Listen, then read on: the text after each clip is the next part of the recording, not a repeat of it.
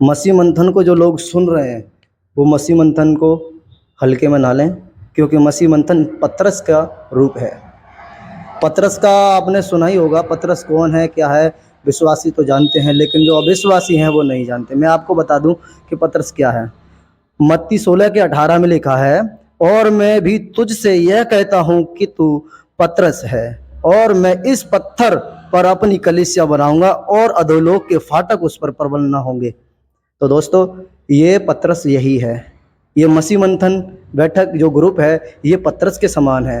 इस पर अधोलोक के फाटक प्रबल ना होंगे, क्योंकि ये खरा प्रचार करते हैं, क्योंकि ये खरे यीशु मसीह का प्रचार करते हैं, जो कि दूसरे प्रचारकों की नाई नहीं है।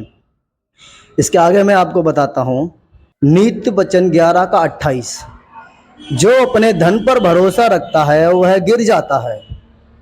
जो अपने धन पर भरोसा रखता है वह गिर जाता है, परंतु धर्मी लोग नए पत्ते के नाई लहलाते हैं।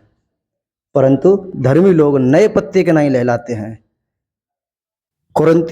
फर्स्ट कुरिन्थियों 3:19 में लिखा है, क्योंकि इस संसार का ज्ञान परमेश्वर के निकट मूर्खता है, जैसा लिखा है कि वह अज्ञानियों को उनकी चतुराई में फंसा देता है। तो कृपया करके अपने अपने ज्ञान को सोच समझ के निकालें बाहर, कि लोग इससे क्या सीखने वाले हैं, और आपके ज्ञान की धज्जियां ना उड़ा दें ये लोग। क्योंकि मार्केट में मसीह मंथन प्लेटफॉर्म में कुछ इस प्रकार काम कर रहा है कि जो जितने ढोंगे बैठे हैं ना, उन सब की पोल खोल रहा है। पोल खोल रही है, पोल। ये आप जानते हैं, विश्वासी आप जानते हैं, अविश्वासी जो हैं वो नहीं जानते। तो कृपया करें जानने की, क्योंकि ज़िंदगी में केवल रोटी खाना, पेट भरना, रुपया कमाना ही नहीं है। ये तो एक शरीर का चाल चलन है, लेकिन एक आत्मिक दुनिया और है। तो आत्मिक दुनिया में मजबूत रहिए। शरीर की दुनिया में रहोगे तो कमज़ोर बने रहोगे, पाप में फंसे रहोगे। आत्मिक दुनिया में चलोगे तो आत्मिक दुनिया में इन सब की ज़रूरत नहीं पड़ती। किन सब की ज़रूरत नहीं पड़ती? बताता हूँ। जो अपने धन पर भरोसा रखता है वह गिर जाता है। नीति वचन 11:28 में लिखा है। परमेश्वर का वचन है, ये कोई बाहर से आया हुआ या इंसानों के हाथ का लिखा हुआ नहीं है। ये परमेश्वर की आत्मा की अगुवाई से लिखा हुआ है। और क्या लिखा है? अज्ञानियों को उनकी चतुराई में फंसा देता है। जो लोग सीधे होते हैं उनको अपना ज्ञान ना सिखाएं, क्योंकि वो जो मसीह का जो सच्चा ज्ञान है ना, वो अपने अंदर दबाए बैठे हैं। जिस दिन उनका ज्ञान निकलता है ना बाहर, उस दिन अज्ञानी अपनी चतुराई में फंस जाते हैं, उस परमेश्वर के सामने फंस जाते हैं, उस पर विरोध करने वाले ठहरते हैं। ये याकूब 3:15 में लिखा है, यह ज्ञान वह नहीं जो ऊपर से उतरा है, वरन संसारिक और शारीरिक और शैतानी है।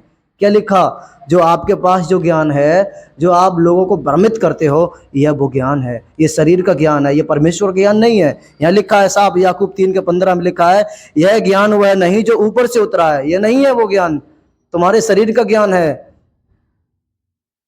वरन संसारिक और शारीरिक और शैतानी है, जो तुम्हें हर प्रकार की दुष्टता भरी चाल में बनाए रखता है। 1 पतरस 2:11 में लिखा है, हे प्रियो मैं तुमसे विनती करता हूँ, हे प्रियो मैं तुमसे विनती करता हूँ कि तुम अपने आप को परदेसी और यात्री जानकर उस संसारिक अभिलाषाओं से जो आत्मा से युद्ध करती है बचे रहो। कितने गजब की बात है दोस्तों, देखो, बचे रहो। लूका 9:25 में क्या कहते हैं? देखो, यदि मनुष्य सारे जगत को प्राप्त करे, यदि मनुष्य सारे जगत को प्राप्त करे और अपना प्राण खो दे या उसकी हानि उठाए, तो उसे क्या लाभ होगा? अब बताइए, तुम सारे जगत पर राज तो कर लो, तुम सारे गांव के लोगों पर अपनी ताकत तो आजमा लो, लेकिन तुम इससे क्या, तुम्हारा शरीर बचाएगा ही नहीं, बचेगा ही नहीं। लाभ, कोई लाभ नहीं है इसका तुम्हें। क्या लिखा है? यूहन्ना 14:30 में लिखा है, मैं अब से तुम्हारे साथ और बातें न करूंगा। ये कौन है? ये यीशु मसीह है। ये उस वक्त की बात है जिस वक्त प्रभु अंदर से व्याकुल था और उसे अपने चेलों की सहायता की जरूरत थी। तो कह रहा था, वो तुम्हें याद होगा, उसमें लिखा है कि तुम मेरे लिए कुछ पहर न जाग सकते हो? तो उसी समय की ये बात है। तो लिखा है, मैं अब से तुम्हारे साथ बातें न करूंगा, क्योंकि इस संसार का सरदार आता है और मुझ में उसका कुछ नहीं है। ये संसार का सरदार कौन है पता है? इस संसार का सरदार है वो जिसके बहकावे में दुनिया फंसी हुई है। मैं अभी रखता हूँ, आपको बताने के लिए कनेक्ट करता हूँ। इस संसार का सरदार कौन है? देखो, ये 1 यूहन्ना 5:19 में लिखा है, हम जानते हैं कि हम परमेश्वर से हैं। हम जानते हैं, आप जानते हो, अगर मसीह हो तो आप जानते हो कि तुम परमेश्वर के हो, और सारा संसार उस दुष्ट के बस में पड़ा है। और सारा संसार उस दुष्ट के बस में पड़ा है। किस दुष्ट के बस में? जिसने पाप का बीज अपना जो उसका था हम में मिला दिया था, और उस पाप के बीज से आज तक हम लड़ रहे हैं और हर वक्त, हर दिन, हर मिनट पर उसका सामना करते हैं। तो वो पाप का बीज किस में है? उसी संसार के सरदार में है, जो लिखा है उस दुष्ट के बस में पड़ा है। आगे लिखा है 2 कुरिन्थियों 2:11 में लिखा है कि शैतान का हम पर दाव न चले, शैतान का हम पर दाव न चले, क्योंकि हम उसकी युक्तियों से अनजान नहीं, उसकी युक्तियों से अनजान नहीं है। शैतान किस किस प्रकार की चालें चलता है, ये तो मसीह हो आप जानते हो। वो हर एक प्रकार की चाल चलता है, आपको फंसाने से लेकर आपको बहकाने तक। आप धर्मी हैं, आप अच्छे लोगों के साथ उठना बैठना पसंद करते हैं, लेकिन आपके लिए शैतान कुछ और सोचे बैठा है। शैतान आपको मांग रहा है परमेश्वर से कि आप उसकी युक्तियों में फंसो, बचे रहो। यहाँ लिखा है, साफ लिखा है कि हम उसकी युक्तियों से अनजान नहीं। तो आप जानते हो उसकी युक्तियों से अनजान नहीं हो। इफिसियों 6:11 से 12 तक लिखा है, परमेश्वर के सारे हथियार बांध लो। कितनी गजब की बात है। इफिसियों 6:11 से 12 तक लिखा है, परमेश्वर के सारे हथियार बांध लो कि तुम शैतान की युक्तियों के सामने खड़े रह सको,